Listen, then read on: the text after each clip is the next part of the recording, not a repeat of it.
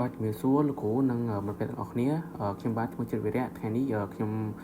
មកនិយាយពីវិធានបទមួយមានឈ្មោះថា System Software អញ្ចឹងយើងចូលមកនិយមន័យតើអ្វីទៅជា System Software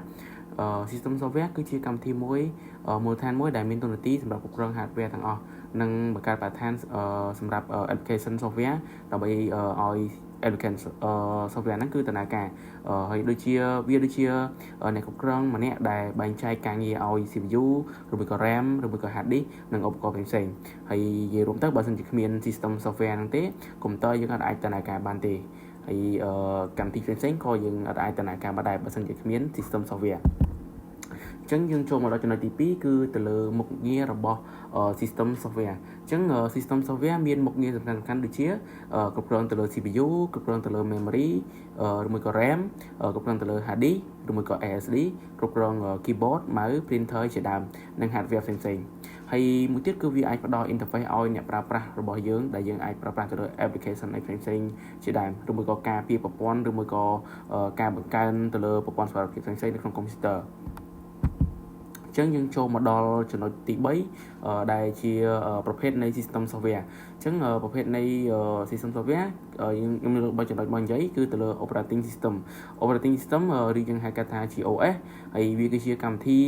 សំខាន់បំផុតសម្រាប់គ្រប់គ្រងទៅលើធនធានទាំងអស់របស់កុំព្យូទ័រនិងអនុញ្ញាតឲ្យអ្នកប្រើប្រាស់ហ្នឹងប្រើប្រាស់កម្មវិធីផ្សេងៗឧទាហរណ៍ទៅលើ OS ទៅលើ Windows Linux ឬមួយក៏ macOS Android ឬ iOS ដែលយើងសប្តាហ៍ថ្ងៃគឺយើងប្រើប្រាស់ច្រើនពេញនិយមទៅលើ Windows ក៏ដូចជា macOS Android ឬមួយក៏ iOS ហើយ Linux គឺយើងអាចមានអ្នកប្រើប្រាស់ដែរទៅលើ developer ផ្សេងៗអញ្ចឹងយើងចូលមកដល់ចំណុចមួយទៀតគឺ device driver អញ្ចឹងនៅក្នុង device driver ហ្នឹងគឺជាកម្មវិធីដែលអនុញ្ញាតឲ្យ hardware អាចតាក់ទងទៅលើ operating system ឧទាហរណ៍ទៅលើ driver printer ឬមួយក៏ driver VGA driver sound driver Wi-Fi ឬមួយក៏ driver Bluetooth ជាដើមអញ្ចឹងបើគ្មានទៅលើ driver hardware ទេ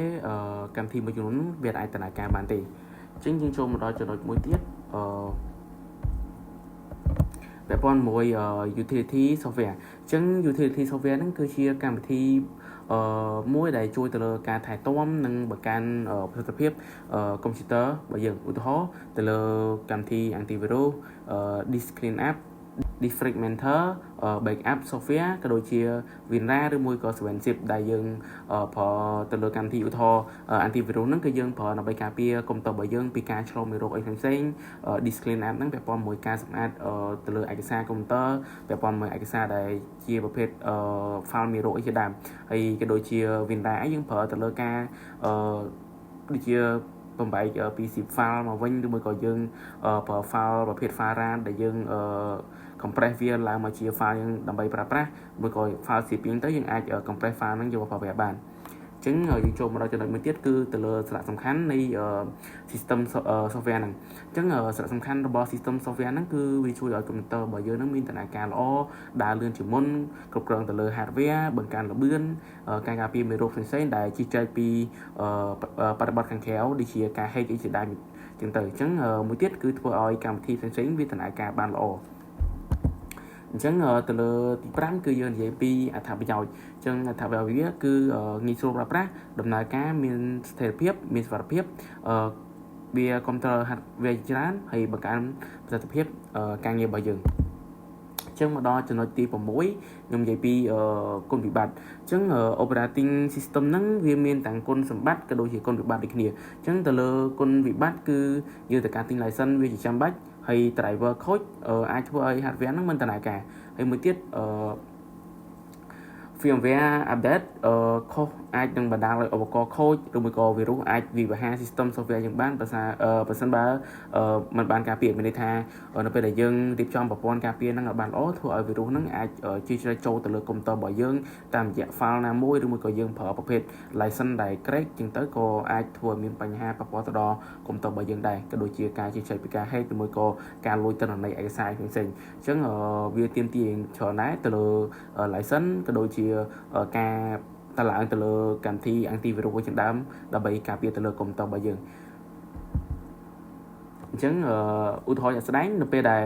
យើងបើកទៅលើ laptop មកគឺធម្មតាគឺតែងតែមានហើយពេល6 BIOS ចាប់ផ្ដើមដំណើរការ Windows ក៏ load មកហើយចឹងវា load ផ្ទាំងទៅលើ Windows មកបន្ទាប់មក driver ចាប់ផ្ដើមដំណើរការហើយ